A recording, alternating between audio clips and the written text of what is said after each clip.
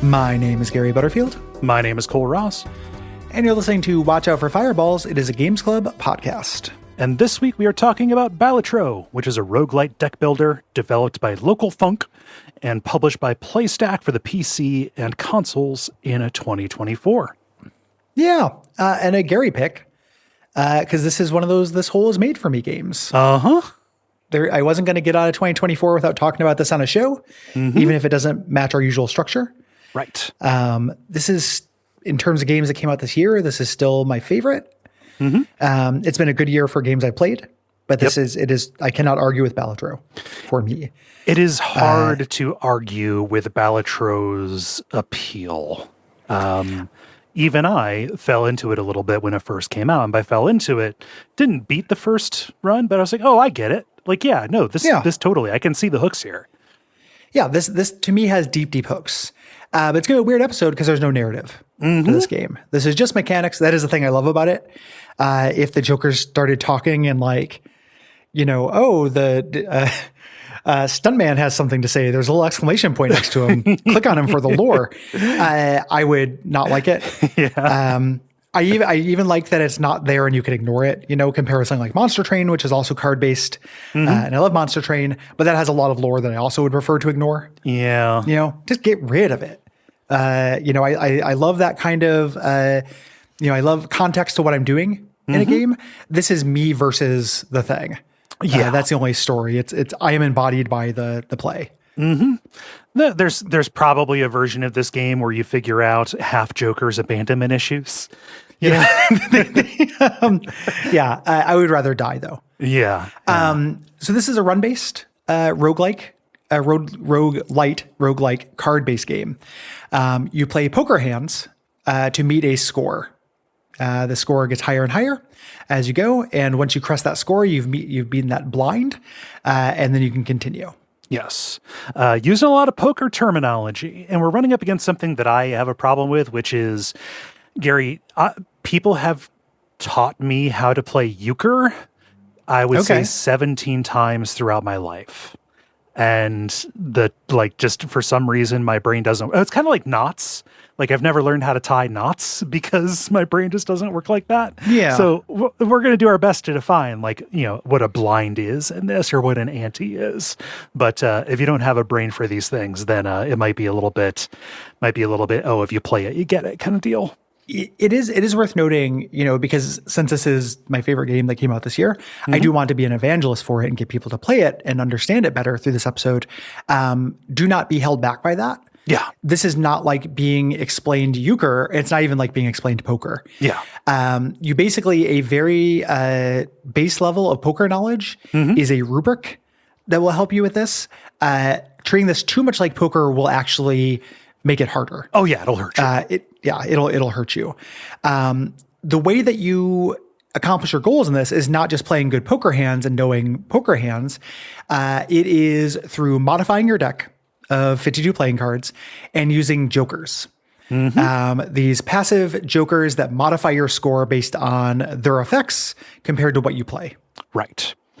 And you end up doing some extremely weird stuff if you're looking at this just as a poker game, right? Yes. It's pretty much just using the visual language of playing cards and the ranking of poker hands, and that's about it, which I think is a very smart decision. Oh, it's brilliant. Yeah, because I think everybody gets playing cards, right? Yeah, you have a institutional knowledge of this, not least of which is because you know which numbers are bigger than other numbers. True. Yeah. But suits and stuff, like we know that in the language of poker, a king is better than a jack. We just kind of know this. A lot of early game design in tabletop games, it's encouraged to use a deck of cards. Yeah. As your base thing. And there are a lot of role-playing games and other games that use decks of cards as, success metrics, in place of dice, because it is something people know. Specifically, Deadlands does that, which is a game I wish was better, but that part of it is cool. We're going to talk about developments before we kind of explain the mechanics of this. Some people don't like the short episodes. This will be a short episode. Yeah. That's okay. But yeah, got to get into it. There are some things to talk about before we actually start explaining the game. Yes. Such as how this came to be. Pulled information for this from interviews on Rogueliker, Games Radar, and Touch Arcade. Learn about this person, Local Funk. Canadian solo dev, and this is their first commercially released game, though not the first game that they made. They primarily made games for their friends prior to this. The idea for Balatro came about 2.5 years before this game actually came out. Local Thunk wanted to create a version of this Cantonese card game called Big Two to play with his friends online during the pandemic. Yeah. And as they played with it, Local Thunk started taking inspiration from watching another roguelike game, Luck Be a Landlord, which I have not played. But that is a similar kind of thing where you're beating a progressively higher score using a limited number of slot machine spins with roguelike modifiers. Yes. Defining terms is like when we say roguelike, we mean every time you go through this, you're going to get a different set of items or power-ups or verbs that move through it. It is not, it's randomized. Yes. Roguelite and roguelike are weird because they can mean very different things. Recording this before Diablo 2 is fascinating because they use that form in really different ways. Yeah. Every run of this feels different to me, of Balatro in a way that Diablo 2 doesn't. Yeah. The basic verb of what I'm doing in Diablo 2 doesn't change actually that much based on what random stuff I get in this, or how they randomly lay things out. Yeah. It is still using the language of randomness in roguelikes, but not actually having very much effect on the feeling of playing it. Yeah. Whereas this less resembles a traditional rogue, or traditional rogue, the original, than something like Diablo does. But in terms of the promise of a roguelike, the kind of the appeal of it, of you making do with what comes along and having to improvise based on that to solve problems, it embodies that much more than a Diablo does. Yes. It requires much more adaptability out of you, having played both. For a long time, both of them. And adaptability and improvisation are things that are incredibly valuable in games, at least for the two of us, right? Yeah, it's my favorite thing in games. I'm solving problems with stuff I find. Yeah. Weirdly, for somebody who seems to have plugged in to something that feels elemental to the form, Local Thunk never played roguelite deck builders themselves. Pretty much only watch streamers play them intermittently, just watching folks. And when he started making this, consciously avoided them, playing them because didn't want to take tropes, didn't want to take ideas or mold this to match the form. Yeah, which I think also really helped. The earliest versions of the game didn't have jokers. Instead, you just improved your scoring ability by buying upgrades to your cards. At the shop between rounds, that would not have been very good. Nope. But they continued working on it. But a year before release, Local Thunk quit their day job and worked on this full time, just hoping to have something to put on his resume. Yeah. There. And this is a huge early access success story. They put Balatro on Steam as early access as a demo that was very full featured. Yeah. And it became huge with streamers. Streamers love playing it. Reddit. I found out about this game from Northern Lion. Oh, yeah. Who, I know from Binding of Isaac, funny streamer, generally on the side of good, but spent a lot of time with this. Yes. Yeah. Yeah. Just a huge, success story for that, for that route of something getting popular, which is to kind of just make something good and also hope lightning strikes. Yes. Yeah. So early feedback from this, brought changes to the game. There were not boss battles in the game initially. It was just ever increasing scores. Those boss battles, I think, are a really good idea. In as far as they, and specifically how they are implemented to foil your builds, and again, put pressure to make you adapt. Yes. Yeah. And plan ahead. Yeah. That feels like something directly from Slay the Spire, honestly. But you also do that in Monster Train. Like one of the level up things in Monster Train is realizing you have to build towards the bosses. This you can't build all the way towards the boss, but you do get a couple rounds of warning. Right. It's one of those things this happens a lot with any kind of difficult game, specifically roguelikes, where it's not difficult because of reflexes, it's difficult because of decisions. Where the first time something like this happens, it feels like bad design. Yeah. Like when I first played it, I would get to a boss and be like, oh, this just countered my build. I was cruising. That sucks. And then I realized, like, no, it doesn't. They gave me warning. Yeah. Like I had 2 rounds to try to adjust to that. And the game had offered to sell me things to allow me to get rid of that or change it. I just need to pay more attention. That's one of my favorite feelings in video games is where something initially feels cheap, but I just need to pay more attention. And for me, it only works in turn-based things. If I just need to pay more attention and I just need to be faster at reflexes, that doesn't spend very much for me. If I need to be smarter or more attentive, then Yahtzee. Yeah. For Gary's. Yeah. And I'll add something onto that. Less complacent.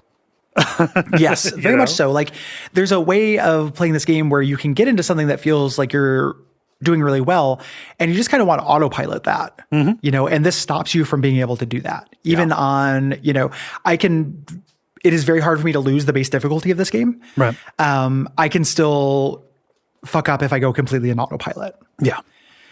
So some working titles for this were Joker Poker and Fool's Gambit here. That's both bad. I don't like either of those. Yeah, even though Balatro is a famously confusing name. Oh, yeah. For this. And I also don't know if we're pronouncing it right. People say Balatro. Yeah. I say Balatro because I think it's easier to say. Yeah. In the past, I have said Balatro because that feels like a more natural Latin emphasis to me. But I have also, like, I did a search and it was like, okay, yes, in Latin it is Balatro. But also it doesn't matter. And language is about communication. Even the developer has said, like, yeah, the word's the word. So, yep. But it means jester. Yes. Yeah. Professional funny man. Yeah. Yeah. Professional funny man Balatro. Like a Ray Romano or a Carlos Mencia. So when this released in full, it was a huge hit. It made $1 million in revenue in the first 8 hours. Sold 2 million units in the first 6 months. So this person just basically went billionaire overnight. Yeah. The idea of like, oh, I'm going to make this to have it on my resume is like a portfolio piece. And like, incredible. Oh no, this is enough. Like this is my job. I'm the Balatro person. Yeah. You no longer have to do anything if you don't want to. Yeah. Yeah. Beautiful. There was some minor controversy, specifically because of the poker theming, when the game was released on consoles over in Europe, where ratings tend to matter a little bit more for digital store access. Peggy, their version of the equivalent of the ESRB, initially gave it an 18+ ranking for having gambling content. Yes. And imagining sitting in a room with sensors to explain why this has less to do with gambling than, like, I don't know, anything with a loot box. Than Diablo 3. Yeah. Or something like that, just putting into a roguelike thing. Less to do with gambling than like Destiny. Yeah. Or something like that. Very quaint in terms of old people not understanding video games. Yeah. This is in active development. There was a recent patch that did a bunch of quality of life things, which are really nice, and also changed the mechanics a lot. I went through and actually got the my gold stake victory on every deck during the old versions, which was hard. It's easier now.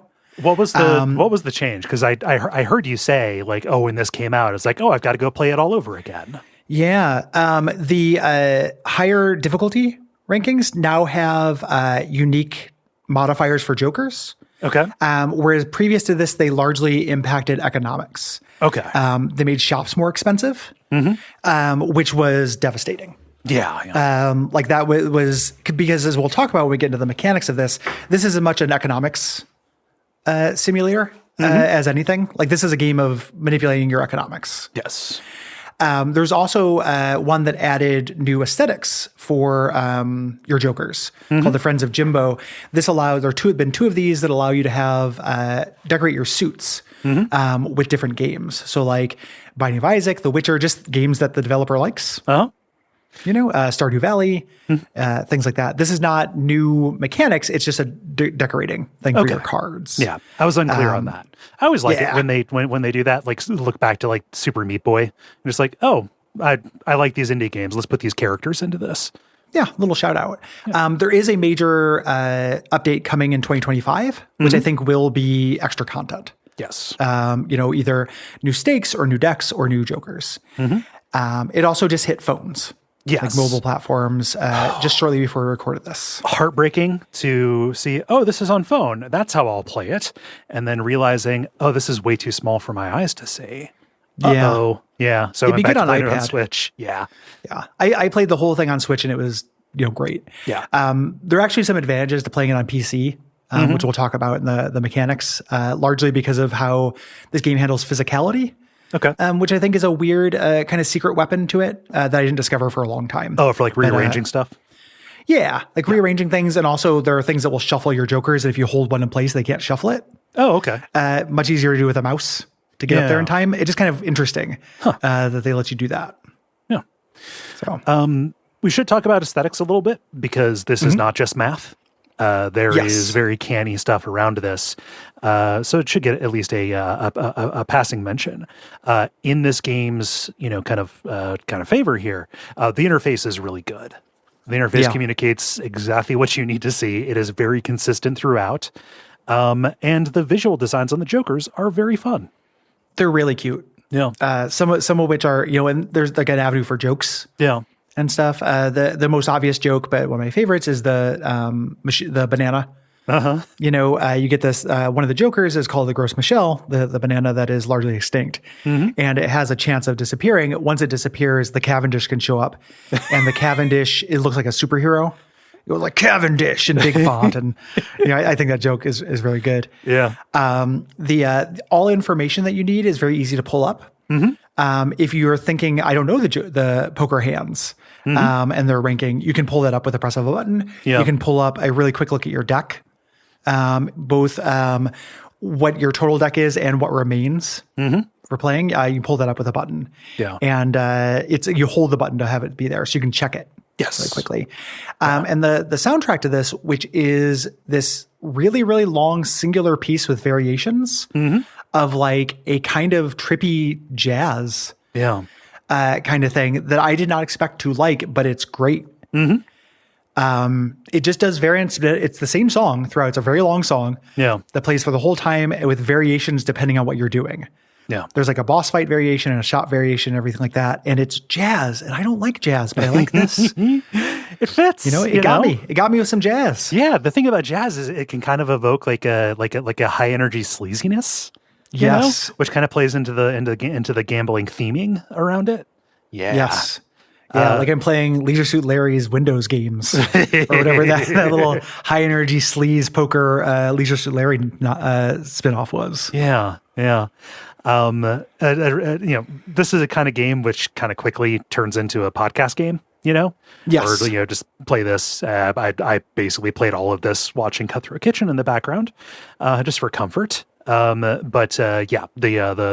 sound design and the soundtrack are really good. Specifically the sound effects, like everything has a really strong and satisfying sound effect to it. And it will communicate things that like, oh, if you open a booster pack and there's a polycarbonate card in there, like the really valuable one, like it'll make a sound, so that is one worth paying attention to. Stuff like that. The sound of cards being shuffled sounds really good. The sound of your score going up, is incredible. And it visually does this as well. The screen shakes, flames get higher, as you lap the score you need. Yeah. When you are breaking this game, nothing feels better Oh, yeah. than that. The moment when you first break into scientific notation on a score. I didn't know it could happen. Yep. And it's like, well, shit, that's wild. Yeah.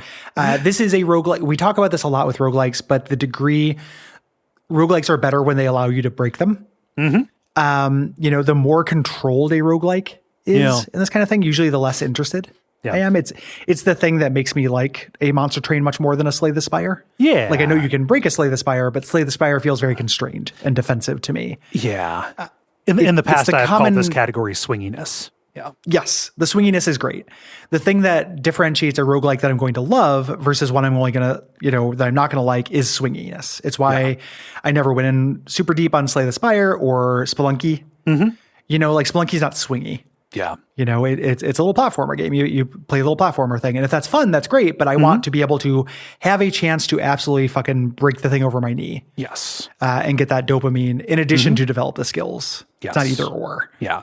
Like the important thing is, not like, by virtue of luck, I managed to beat this, because beating it isn't the thing. Learning to play it consistently and adapt is the thing. Yes. Right. Yeah. For me, that this is a genre where, similar to like tactics games, where like mastery is something I want. Becoming good at this was fun for me and satisfying. A demerit in the aesthetics column, out of the box, the CRT emulation effect on this is way too fucking strong. Things also kind of move in a queasy way in the background. That was that first ease of use patch. They allowed you to turn off any of that. Yeah, that was a real complaint of mine when I first played this, and when I picked it back up again and saw that I could turn that off, it was great. I am kind of over LCD filters or like a really aggressive chromatic aberration and stuff. Yeah, I don't really need it. Yeah. Especially for something like this that is pure information. Like we talked about how this doesn't have a narrative. It is trying to accomplish a mood. Yes. Which it does through that music, that kind of high-end backroom sleaze. And having everything be kind of queasy and vaporwave, I think is probably part of that. Yeah. Once I know that's what it's doing, luxuriating in that move no longer becomes a plus to me. Let me just flatten these pixels, have everything stay still, and let me see the wireframe. And appreciate the little jokes, like the fact that the pareidolia Joker, the cards on it kind of look like a face, and mechanically all cards are made in face cards. That's super are considered face cards. Yeah, it's great. There's a lot of little bits like that. Yeah. It is a game that you will reduce to a wireframe if you get into it. Yeah, that does more to help you do that than I think a lot of games do. Yeah. So we're going to start in kind of zoomed in on the mechanics and then kind of pull out to the metagame. I want to, we're going to mention this at the end of the show too. I'm planning on doing some Balatro for Duckstream. Okay. Because I want to show off Gold Stake. Yeah.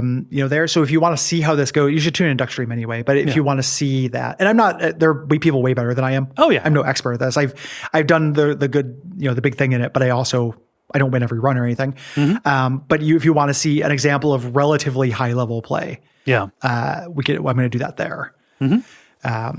So like most roguelikes, the general mechanics we outline here, each one has an exception that comes across in different circumstances, like a board game. Like you have your general rules, but if a card, says the opposite, that's what's true. Yes. You update the rules as you learn new bits to your deck and such.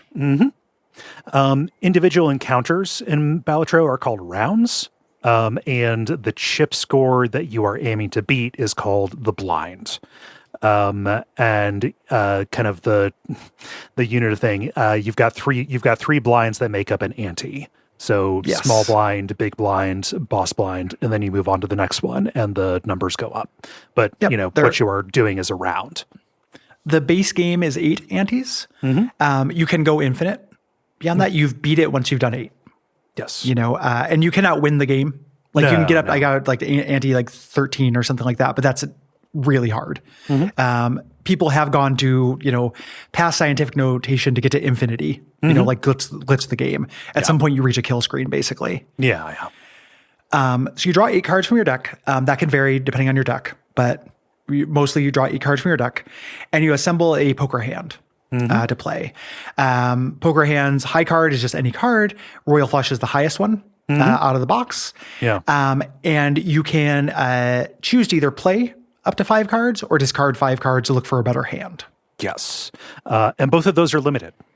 Yes. And kind of a secret thing about this is if the hand that you are going to play doesn't require playing all 5 cards, if there's stuff that you want to discard, you can just throw that shit in there. If you only play a pair, play your pair, but also like, I want to get rid of these, throw it in along, those won't be scored, and then they're, discarded along with and you'll draw up to 8. Yes. In between.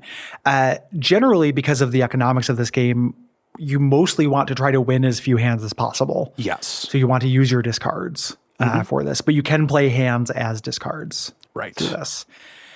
Each hand has a level, which determines how many chips it gives you, which are points, and then what multipliers apply to those chips. Right. The game adds the value of your cards to that hand value and then does the multiplier. So, for example, if a pair gives you 20 times 2, and you play a pair of 10s, that's 10 points for each 10, plus 20, Plus the 20 times so 2. 80. Yes. 80 points. And maybe you need 300 points to win. So for that hand, you've made it that far. Right. And then repeat over and over again until it's, numbers bigger than the distance between here and Pluto. Yeah. Yeah, until you get to a bunch of zeros. This is complicated by jokers. We're going to talk about that. But this is how you play without jokers, basically. Yeah. You want to maximize each hand, you play because they're limited within a round, and you want to make sure you get as many points as you can. That's where discards come in. Yep. If you discard a card, it's not going to come back to you in that round. So no cards will come back to you that round. Right. If you play a card, they won't either. So your deck is a resource in this. Really advanced play, you can get your deck down to like 10 cards, so you're always drawing the same thing. But if you run out of cards, you run out of cards. Yes. So that can be a problem. You have to know how long you need it to last. There, you can peek at your deck to see what cards and what suits are available to you, but not the order they're in. So you can see, I have 10 hearts remaining. I really need a heart, but I don't know which hearts. Or I do know which heart are remaining, but I don't know the order in the deck. Right. I don't know what I'm going to draw next. Yeah. Giving you a little bit of a reckon on what you can rely on. Coming into this with poker knowledge for, what the probabilities for a given hand are is going to fuck you because the deck can change over the course of a run. And if you are just kind of blindly sticking to that rubric, you might make poorly informed decisions. It also only carry you a little bit. Yeah. It's one of those things where initially, because you're bringing your poker knowledge into this, you're like, oh man, I want to get, straights and straight flushes and stuff. And then you realize like, because of the actual function of this game, managing my economics and stuff, like high cards and pair builds will go further, if you do them right. Also, this is so obvious that it feels ridiculous to mention, but it is important. You're not playing against anybody. Yes. Like this is solitaire, like solitary poker. Yes. So you repeat this process until you beat the blind or you run out of hands to play there. As we mentioned, you go through those 3 different antes. And the boss blinds have special conditions that modify the game to work against you that get tougher as you go up an ante. Yes. As you go through. So this will be like they'll debuff a category of card, so it won't count towards scoring. Like all spades are debuffed. If you're working on a spade flush build, that will fuck you. Yes. Spade flushes, you'll still get the points for the hand. You'll still get a flush, but the individual spades won't count. Right. The numbers of those cards won't count. Yeah. It feels like it is responsive to what you are playing. I have no idea if that is just paranoia or not. But like if I was building around straights, up comes a boss requirement that makes it so that straights are not valid anymore. There's kind of a general, so there aren't that many of them. Yeah. Like I don't think it is responsive. I think you're just likely to run into something. And what they have kind of omni ones. So they have those ones that are like, oh, no spades. And then they'll have no repeat hand types. Yeah. So like if you're playing straights and you're relying on playing 2 straights and you put all of your resources into straights, you play 1 straight, it's fine, but you need 2, you can't play that again. It won't score. Or play only 1 hand type. I'm reliant on doing, I accidentally play a high card and now I can't play a straight. because I'm locked into high card, things like that. Yeah. There are a lot of counters for that. We mentioned this before, or I don't think we did mention this. When you're looking at your antes, you get to see what the boss blind will do to you. Yes. You can't look at future antes. So when you're on that small blind, that is when you can plan. Yeah. For the boss. And that is a next, that is a level up Balatro thing. You need to start doing that if you're struggling. Yeah. Keep an eye out for stuff. Yes. Like other disadvantages that can come, like randomly discarding cards, something that I know is surmountable because there are strategies people have written about, but it still throws me off, is the cards being dealt to you face down. Yeah. After you play. Yeah. Yeah. Like that's brutal. Yeah. And it's like, oh, you can mess with the sorts. Like, you can sort automatically by card value, by face value, or by the suit. So like, there's a little bit of wiggle room there, but it's like, well, I can't be sure. I have limited hands. I might just waste one. Yeah. Yep. It is a rough boss. Yeah. To beat. Stuff like that. You can skip a blind, but you can't skip the boss blind. And skipping a blind, there's an advantage to this. You get a tag. They can do a lot of different things. Yeah. Here. And they're consumed basically. Yeah. So like you can get, the next shop will be free.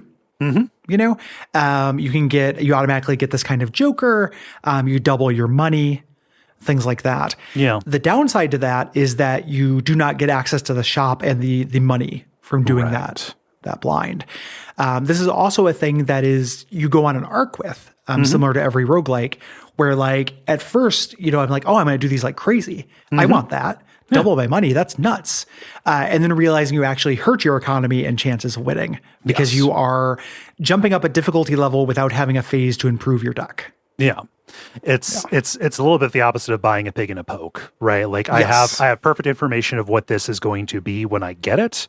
And I'm trading that certainty. What I'm trading to get that certainty is kind of the infinite possibility that the shop and my ability to manipulate the shop can provide to me. So having two shops before a boss, has a bunch of potential.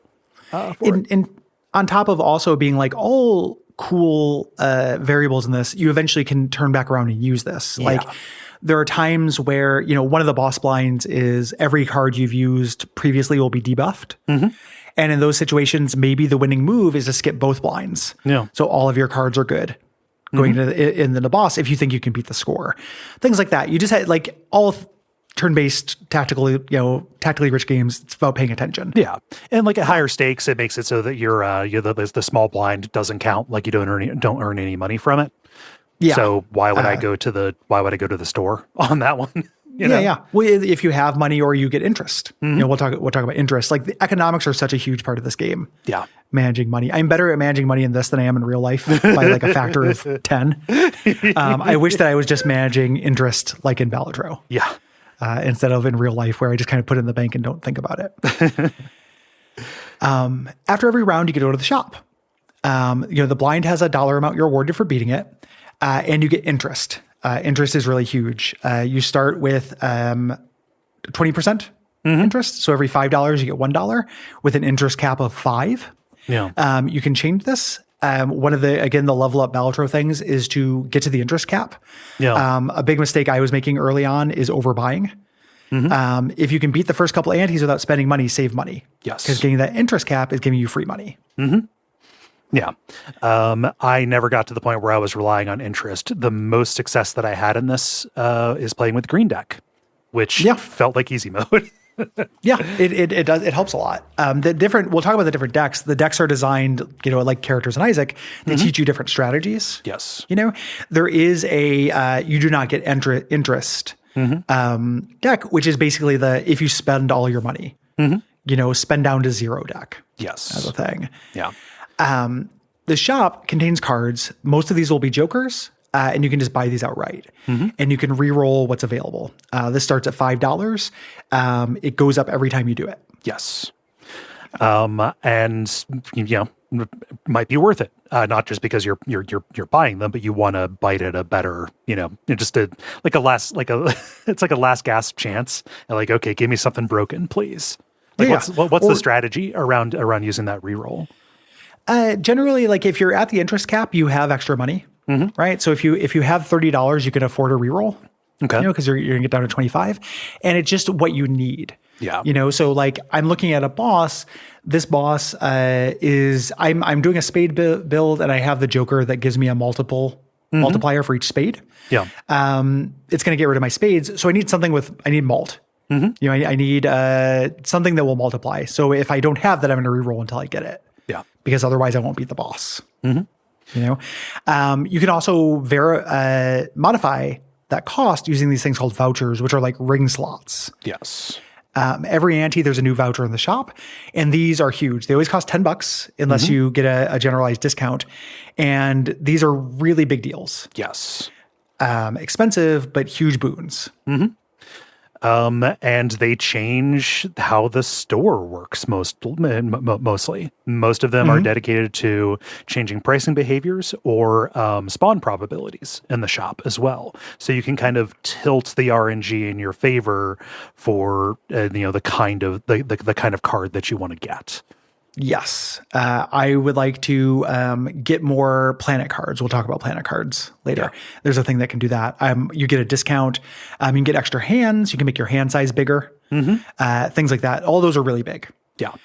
There's a really interesting one called the hieroglyph, where you downshift the difficulty at the cost of a hand. So you go back down, you'll get 3 more rounds to build up your deck, but you get, for the rest of the game, you get to play 1 less hand.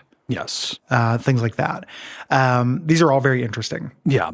And each of them has kind of a basic version that you're going to run into. And then once you pick that, you will run into an evolved version of it later on. Yes. So like a really valuable one is seed money. Raises your interest cap, doubles your interest cap to 10. And that can later turn into a voucher you can buy called the money tree, which doubles it again to 20.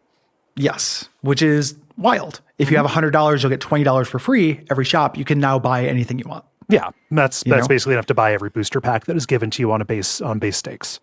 Yeah. Yep. So there's these booster packs in addition to, you'll have your 2 cards and then 2 packs available. These can have different kinds of cards in them. We'll talk about that. Generally, they present you with some options, and you get to choose either 1 or 2 of the options. And we're going to talk about those cards now. Yeah. You might get a booster pack to get some jokers. And this is the main mechanic of the game. Like this is the thing that is genius to me. Yeah. This is where you start getting the, what do you call a group of podcasters? A jumbo buffoon pack. Yeah. I stole that from somebody. Okay. I was going to say, I've been sitting on that one, Butterfield.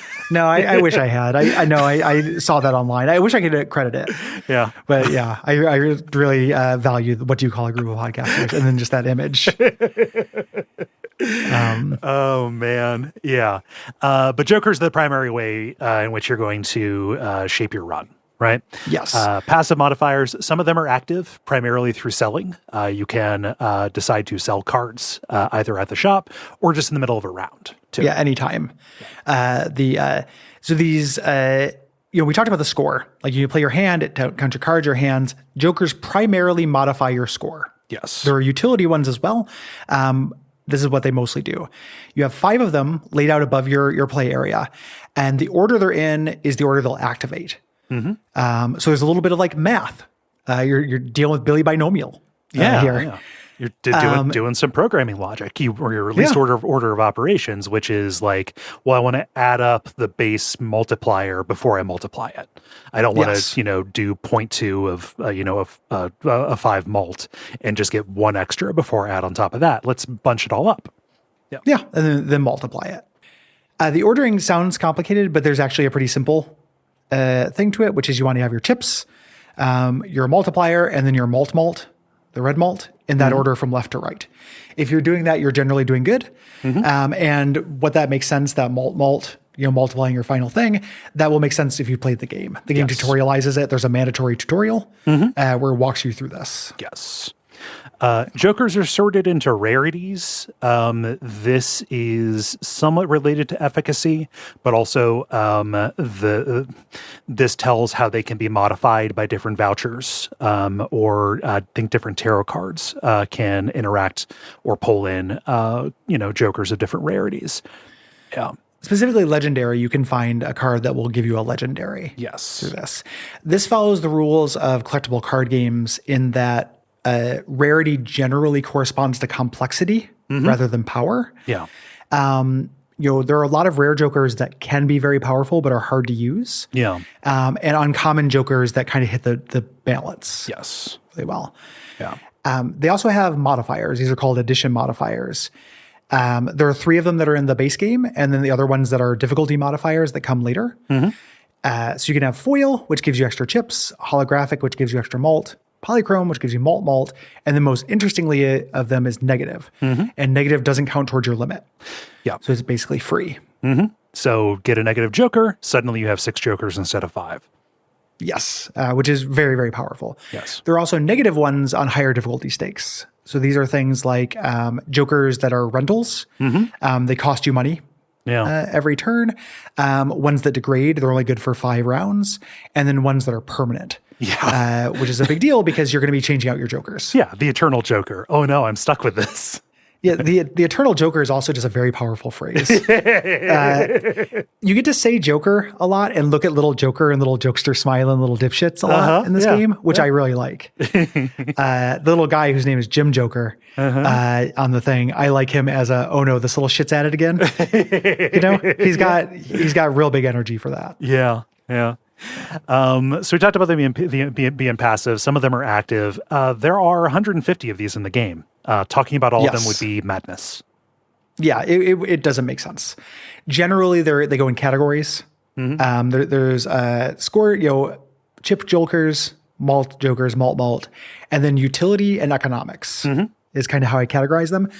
I think that's very intentional. You have 5 slots. Yeah. And to score, you really only need chips, malt, and malt. And then you have a space for a utility joker and a space for an economics joker. Yes. It's worth knowing that these jokers break rules all the time. We talked about the card taking precedence over the rules. These will break the rules of the game, but also poker. Yeah. Right. So a cool utility joker example is one called 4 Fingers. And then if you want to make a flush or a straight, you only need 4 cards for that. So a straight can be a 2, 3, 4, 5. Yes. Or a shortcut, which allows you to make straights with gaps. So a straight can be 2, 4, 6, 8, 10. Yeah. Incredibly powerful if you are going to build a deck that relies on either flushes or straights, which may not be the right thing to do.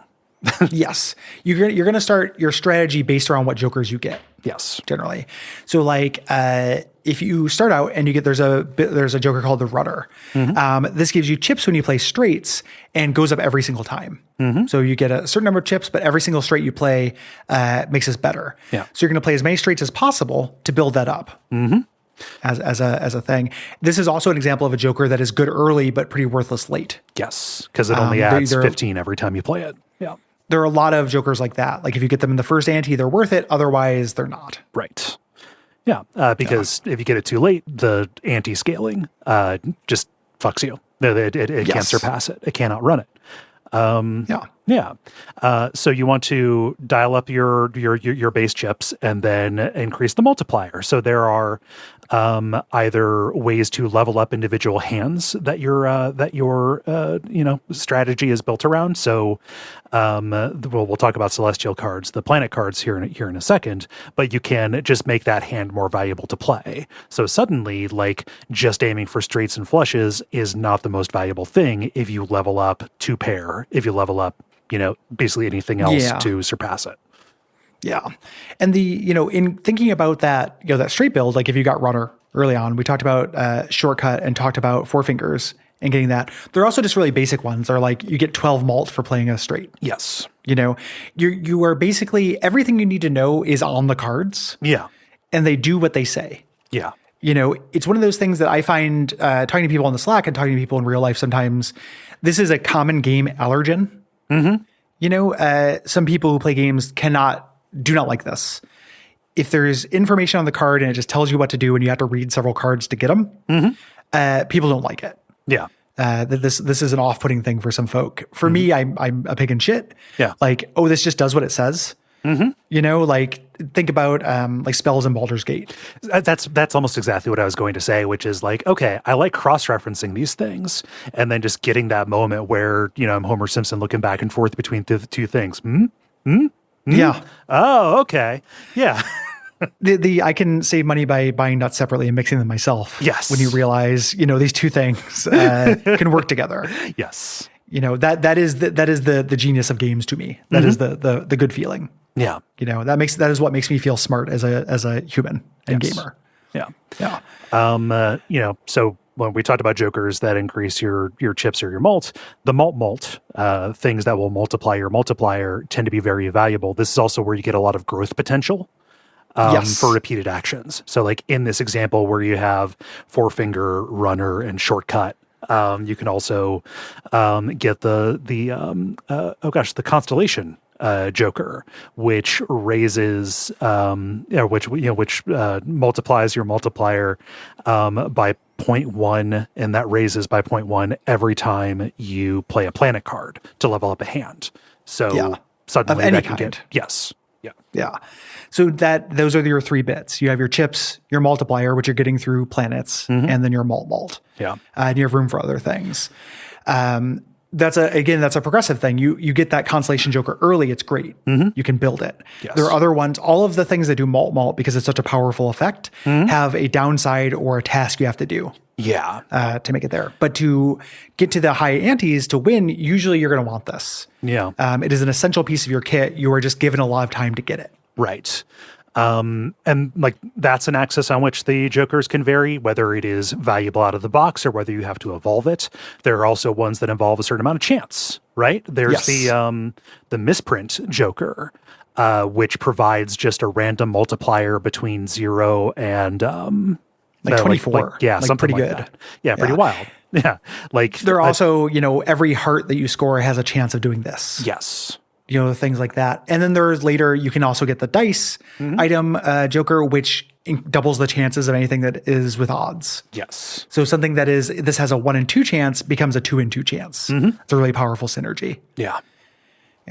Looking for those things and kind of we didn't talk about this, but as you play through the game, you unlock jokers by accomplishing certain things, widening the possibility space. If you're playing out of the box, there is some of this really exciting stuff is not there right out of the box because it wants to teach you the principle of it. A weird thing about Balatro and roguelikes of this nature is I think that once you get past that initial difficulty thing, they actually do a really good job of teaching you how to play them. You have to kind of like be willing to read. They don't teach you like how Mega Man X teaches you. In the first level, you have to read all of the cards and everything. But in terms of how the stakes and the different decks encourage you to play are really good at revealing ways you can play. Just the process of going from how in the hell am I supposed to do that to, oh, what they're depriving me of here actually defines a whole strategy. Yeah. Yeah. Or, and when you look at the other decks, they're like, you can't do this, but we're going to make this a little easier. Yeah. Is a way of saying that thing we're making a little easier is a viable strategy. And it was viable the whole time. Exactly. Yeah. It's just, it's how the game decides to teach you. So you can do a lot of things like that. You can play entirely, focusing on planets. You can focus on tarot cards, which we'll talk about, not just jokers. You can talk about money, and focus on money. There are a lot of things you can do like that. And the only thing that's going to really fuck you is boss blinds. Yeah. Keep an eye on that and complacency. You want to have all of these tools in your belt. As you go. Yeah. And boy, I got screwed by over specializing, Gary. Yeah. It's really easy to do because it's something that's good in a video game. Right? Like, again, it's really interesting. I'm not just trying to beat up on Diablo, but in comparing the two and how they're using roguelike things, that is a game that greatly rewards specializing. You focus into a build and then you just find things that support the build and you do that over and over for the entire game. Yeah. Eventually you run into some enemies that are maybe immune to a damage type, but if you diversify into two things, you're done. Yes. That's Diablo. This is not that. Like, this wants to present you with more complicated problems than that game does. Yeah. So we referred to other kinds of cards here. You know, in talking about this other stuff, everything is intertwined. Planet cards. As we said, you get these from celestial packs or jokers that cause them to spawn under certain conditions. They can also just be free balling in the shop. Each planet of these will upgrade a particular hand that you can play, increasing its multiplier and its base chip reward. This plays against some boss blinds because some will like de-level like either all or particular hands that you can play. Yeah, whichever one you use, like, you know, levels down the hand you play. Yeah. So if you are playing a lot of high cards, that can be devastating. Yes. You know, I have to play three high cards to win. That's going to level it down 3 times. Yeah. These roughly correspond to the size of the planet. You know, so Pluto is a high card. You know, Mercury is a pair. And then one of the real fun thing that happened in late development in this is that they realized because you can change your deck, which we'll talk about when we talk about tarot cards, things like 5 of a kind are possible. Like I can have 5 5s in my deck. I can be Johnny 5 Aces in real life. You can't. I've literally played 5 aces many times in this game. Once you do that, not until you do that, but once you do that, those secret planet cards will show up. Yes. And it's like Planet X, Eros, and then another one. Eris, I can't remember. Planet X, Eris, and like Atlantis or something like that. I can take a look. I can't remember what the other one is, but these like secret planets that do 5 of a kind, a flush house, which is a full house of all the same suit, and then a flush 5, which is a 5 of a kind, all the same suit. Ridiculous. Very powerful. Ceres is one of those. Ceres, there we go. So a moon, you know. Yeah. I love that. It was the first time that popped up. I was like, oh, Planet X. Oh, man. That's cute. And those are very powerful hands because they're hard to get. Yeah. You know, you have to manipulate your deck a lot to get those. And there's no downside to upgrading these, right? Except for the cost of what goes into it. But like, I don't know, chances are pretty good. If you buy a big booster pack, it's going to have one that you need. So go for it. It's not, in my experience, a bad way to spend money. There's also a voucher that will make planet packs always contain your most played planet. Yeah. That's very valuable. It makes every single time you can buy one of those packs an upgrade. Yes. Tarot cards are where you get tarot and spectral cards, the next 2 categories of cards, or where you get a lot of variety in this. They're usually found in booster packs, sometimes also just free balling. They can either be used right away or they can be held in like a consumable area. You have a space for 2 consumables that you can play during the round. And these generally modify the cards in your deck. Yes. There's some other effects as well, but that's usually what they do. Yeah. So when you buy one of these packs, you get a set of 5 tarot cards to choose from or 3 tarot cards to choose from. And then you have a splay of 8 of your cards to modify. Right. Hold a random selection. Yeah. So you can't just say like, yes, I need to have an ace of spades and I will modify that directly. You have to hope that comes up in the first hand that is drawn. Yep. Yeah. Unless you can buy the card and then put it in your consumable area. Like if you use the pack, you have to use the card right away. If you buy the card from the shop directly, you can hold on to it. Right. Yeah. And sometimes like God, a regrettable thing, just with tunnel vision on some of this stuff, is that I would be in a boss blind or something and I would, be resigned. I'm not going to be able to make the blind or whatever. And then realize I had a tarot card waiting up there in my inventory to use that probably could have fixed this. Yeah. Just remembering that I had consumables I could deploy. Use your consumables. Yeah. It's a wild how much crossover there is with this in Baldur's Gate 3. Yeah. You wouldn't expect it. One of the most common things you're going to do here is change the suits of your cards. This kind of teaches you a deck building principle of this. If you get a thing that converts 3 cards to spades, you are then more likely to get spades, but also less likely to get those other cards. A kind of beginner strategy of this is if you're going to start getting rid of a suit, get rid of one suit. Yes. Like I'm not doing hearts in this deck. Try to get rid of as many hearts as possible into other things. Yeah. The other thing you're going to do with these are enhance cards. So like choose 2 cards. When you play them, you get bonus chips. Choose 2 cards. When you play them, you get bonus malt or you get a chance at money or malt. Yeah. A really powerful thing to keep in the pocket is a glass card. Yeah. Because it gives you a 2x malt. When you do it, but then gives the card a chance of breaking. Yeah, it's you eventually can start. Yeah. It's 1 in 4, and you can start using that to your advantage because you want to get rid of cards. Yes. You want a small deck. There are jokers that synergize with breaking glass. Like there's a really powerful joker that gets a big mult every time you break a glass card. Yeah. You can make that very powerful. Yeah. And there are jokers that play with stone cards, which are just plus 50 chips regardless. Yeah, but have no value, cannot be part of a hand. Yeah. You can't use a stone card in a straight. It just adds 50 chips Yes. to things. Well, you can't use it in a straight unless you have the 4 fingers. And then you can. And it's great. Like, again, synergy. Like, this is the kind of sicko I am here. There are a lot of different modifiers for these. In addition to, you can convert cards into other cards. You can delete cards, which is really powerful. Again, if you're going no hearts, or if you are trying to get as many, 5s. Like I got a cool 5. I'm going to make as many copies of this as I can. And I want to not have anything else. Right. Or I'm only playing face cards. I might start deleting number cards, things like that. Yeah. This is how you do it. Yeah. This is what it sounded like the original shop was a lot of these effects before they added jokers to the game. I could see it getting partway there with that.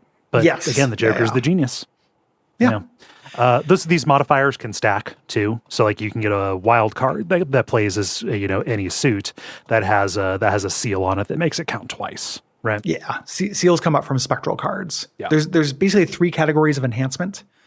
There's the one that comes from tarot cards, and these are mutually exclusive. There's a seal, which is a little wax seal we'll talk about.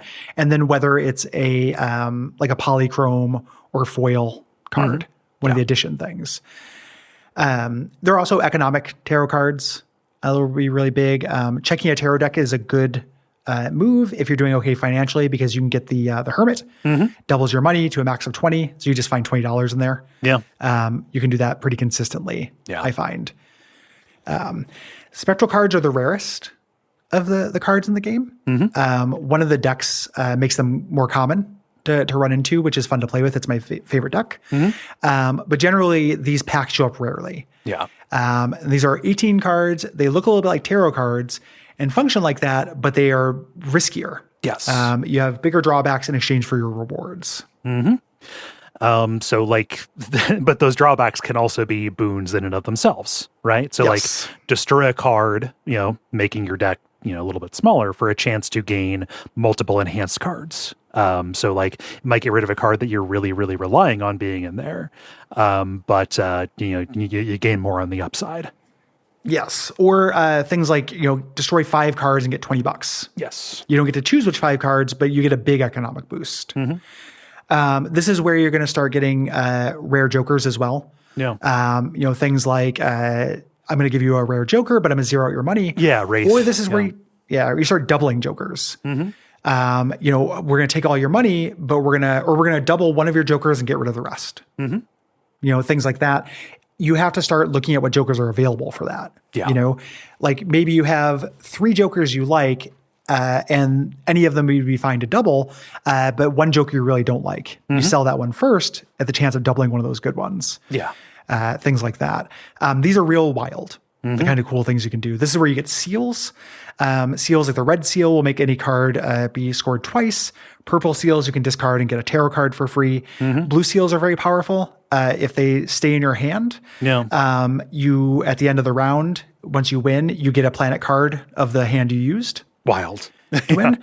That used to be you got a random planet card and it sucked. Yeah. They were not worth it. Okay. That was something that got fixed in that update. Yeah. A 1 in 10 chance that it caters to your strategy. Yeah. And then weird things, you'll get a thing that's very tempting that can really fuck you up, which is making one of your jokers negative and reducing your hand size. Yeah. You want to be able to get more jokers. That is what is going to limit your ability to keep building score. But losing your hand size, if you're making any kind of complicated hand, can be a real problem. Yeah.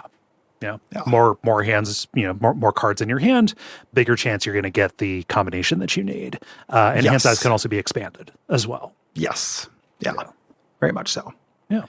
And there's some that you can get where it's just like, just add a seal. Like there are ones without drawbacks. It's just generally these are the spicier ones. Yeah. Yeah.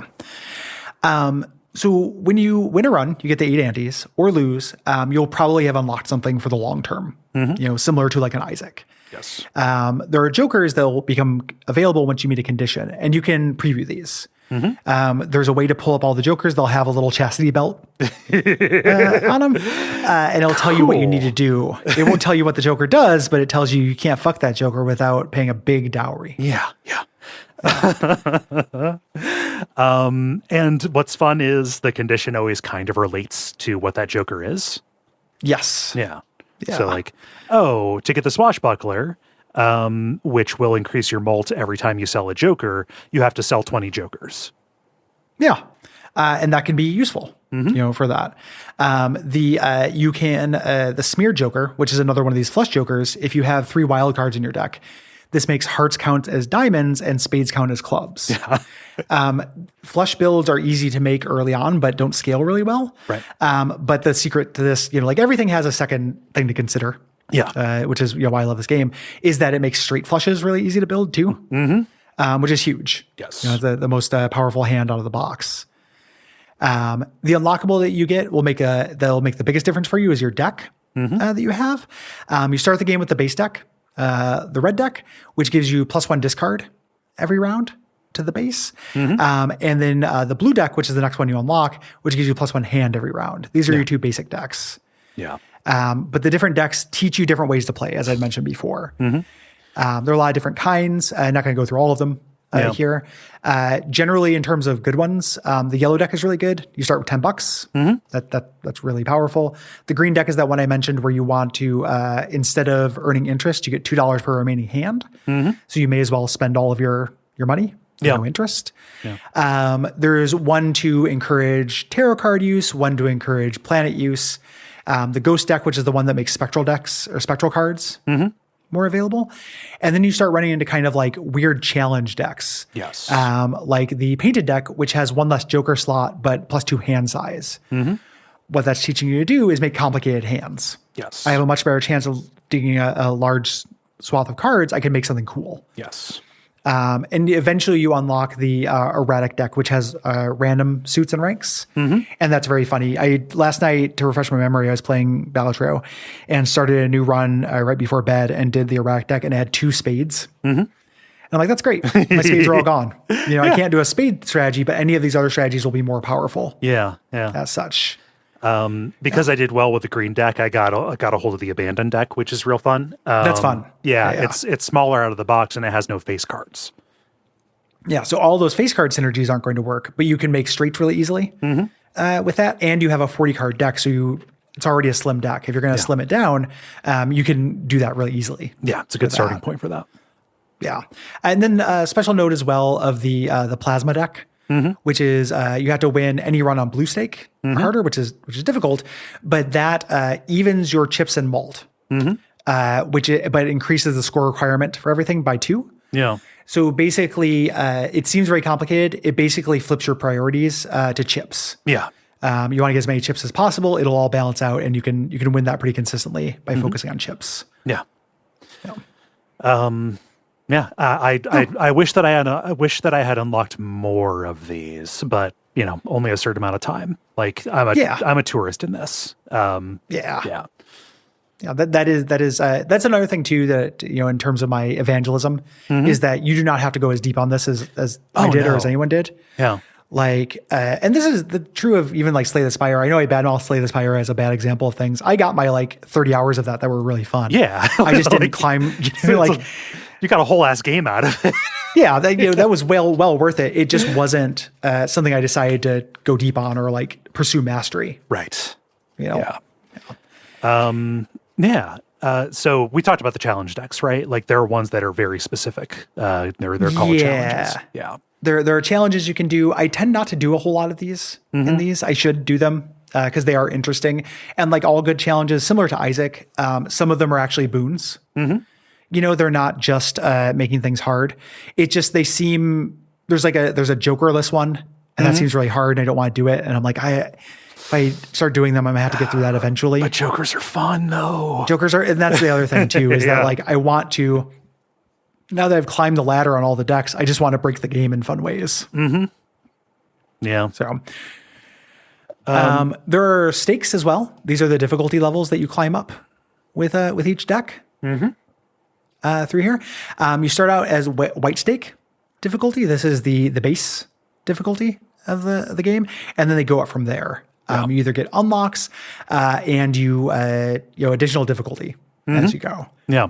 And the what is added in each of the stakes that you go up is cumulative, right? Yes. So to give the example of the first 3 upgrades you get, okay, at red, small blind doesn't reward you with any money. Okay.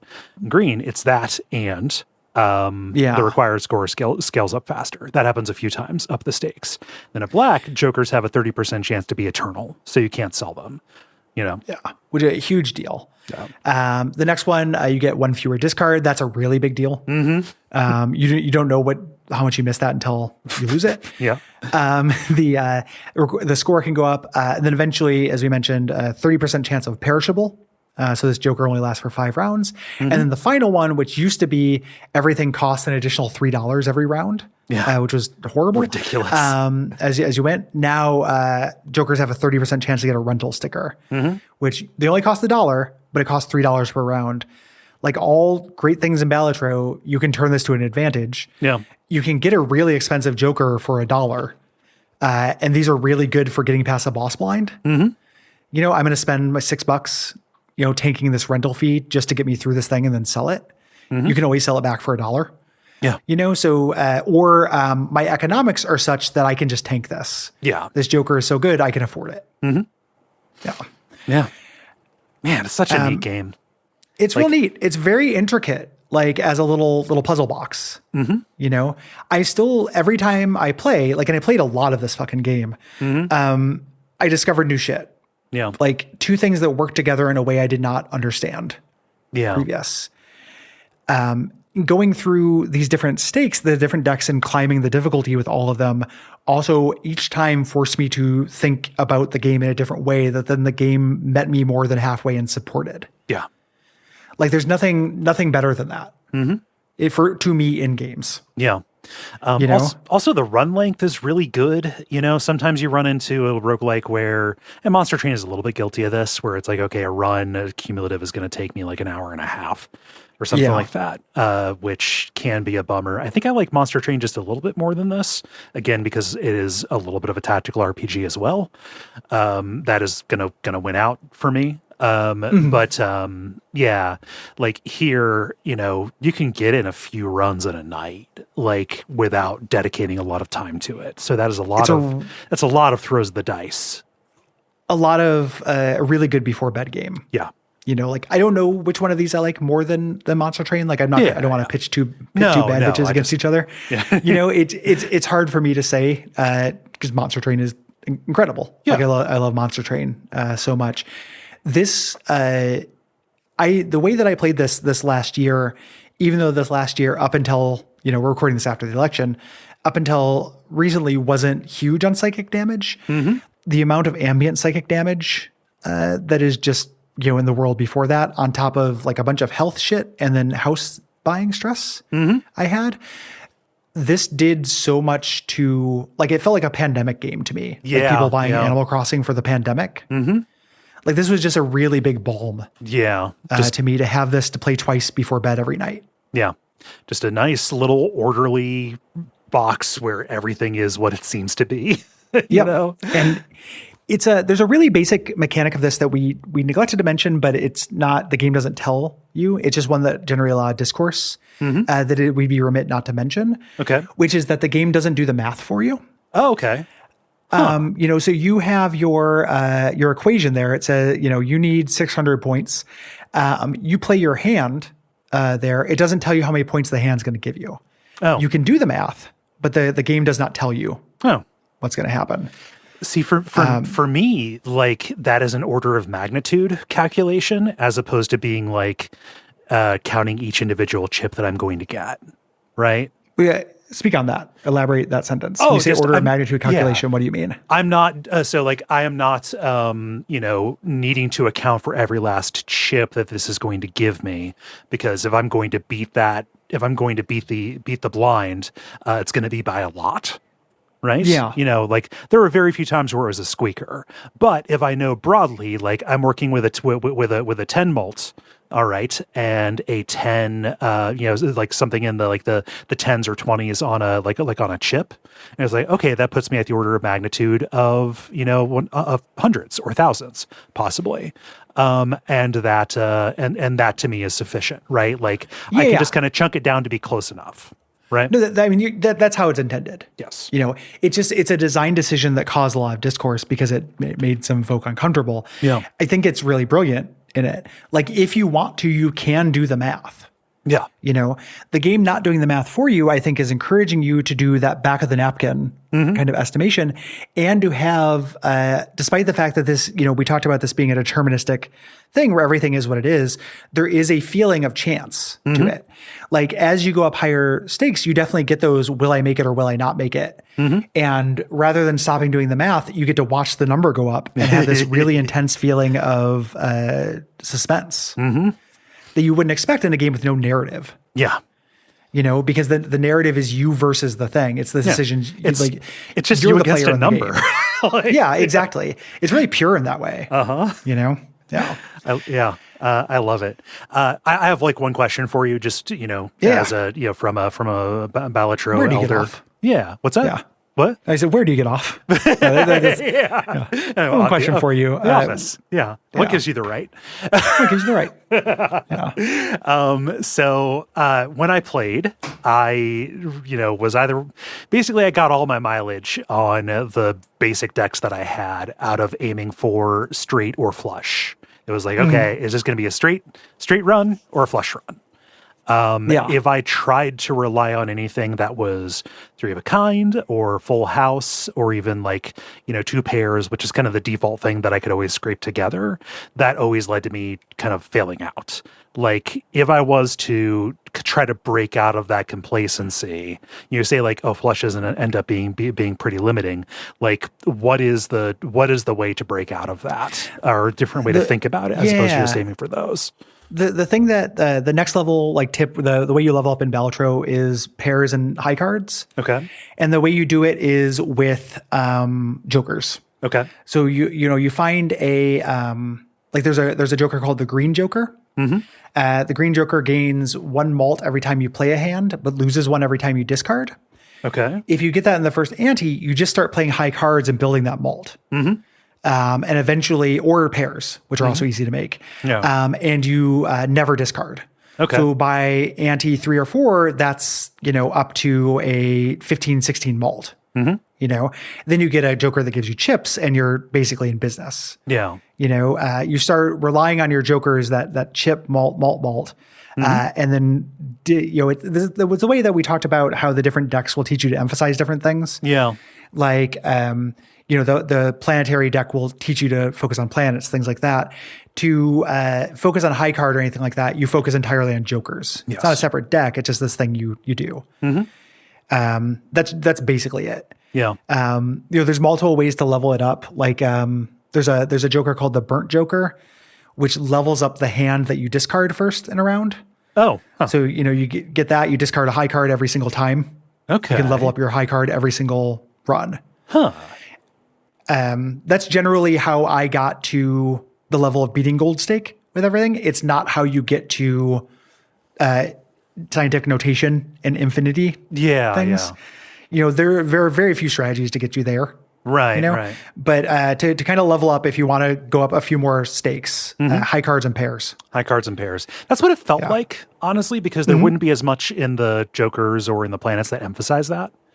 Yeah. Yeah. You just need to, and it's all joker management with that. Yeah. Yeah. Balatro. Counterintuitive. It's good. I really love it. I put it down for a long time and I picked it back up to refresh myself for the episode. And I was just like, no, this is still one of my favorite games. Yeah. I still really like this. It's a real good, for people listening, if you're listening to this and you're like, no, I don't like that. I need more vibes and narrative for a game. At least use this as a window into my brain. Cause this kind of synergizing of like, oh, I can use these 2 things together and it informs this kind of strategy is the reason I play video games. Yeah. Like, I like The Last of Us. Like I like a game that will tell me a story. Yeah. and everything like that obviously works on me. But in terms of a game, like if I'm going to engage my brain, not necessarily my heart or my soul into something, this tops it out. Yes. For me. For me, this is like Steven's sausage roll. Yeah. Or something like that. Yeah. It's good. Thank you for bringing it. I'm really happy we had a chance to talk about this and break it down. I was real nervous putting the notes together, buddy. Yes. Yeah. Well, I was ready to pounce. No, that's not true at all. And I like expanding the format of the show. We can do games without narratives every once in a while as a treat. If you are listening to this and you are a minority of any stripe and you have a project or product or call for mutual aid, you'd like us to shout out, please send me an email at Gary@Duckfeed.tv. Include your pronouns, pronunciation, links, and things, and we'd be happy to shout it out on the show. Yep. Do we have anything? Nope. This week? Okay. So for the generalized shout out, join us for Duckstream. Yes. That is going to be the weekend of December the 5th, a 48-hour game and variety streaming marathon to raise money for the Transactive Gender Project out of the Lewis and Clark College out in Portland, Oregon, providing education and resources to trans youth, their family, and their community. Yeah, it's a good cause. This will be our 11th year. Now more important than ever, obviously. Yeah. And it's going to be a hoot. Yes. Regardless, even though it is very important and it's for a good cause, it is not a somber nightmare stream or anything like that. You haven't watched my side of the stream. You don't know. You might do some somber nightmares. Usually one of the ironies of this is we don't get to watch each other because we're sleeping. Every once in a while I tune in for like a second, and I'll see you in the level people playing Jackbox or see you playing a survival horror game, but I don't get to watch the whole thing. So I don't know how somber it is. Yeah. If you want to party, come watch the ones at night. If you want to reflect and maybe do a little bit of light worship, things like that, kind of do some philosophizing and maybe some studying, you can go during the day. It's shifting like water. Yes. Yeah. If you have thoughts about this month's episodes, you can write in at duckfeed.tv/contact. I think when this comes out, you have like a day or two to write in. Maybe a day. Yeah. About Balatro. Balatro, Toonstruck, and Diablo 2. I almost said Toonstrunk. I think you did say Toonstrunk. I liked it. Yeah.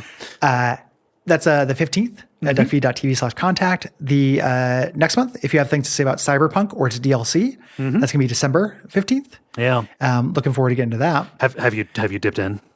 No, I'm starting tonight. It was election-y. Yeah, I know. It's good. It's good. It's really good. I'm really excited. Yeah. No, it sounded like my shit, from before, and them fixing it also makes me excited. Yes. Yeah. Yeah. The other thing you can do, join us on Patreon, get those premium episodes. We're still figuring out what the premium for December is going to be, but Diablo 2 will be the premium episode. Patrons get the whole thing. Everybody gets the generalities. And you get a bunch of other stuff at that tier. Go check it out. Can't do that. Ratings or reviews, please. But at the very least, and this is free, you can do it whenever you want. Join us in thanking our producer, Gwen. Yeah, here, watch. I'll do it right now. Thank you, Gwen. Thanks, Gwen. Yeah, you can do it whenever you want. It's neat. Like, you can do it while you're sleeping. Yeah. You encourage other people to do it. Yeah. Until next time, what should they watch out for? Until next time, watch out for the nail. The nail does suck. Yeah, the nail's pretty bad.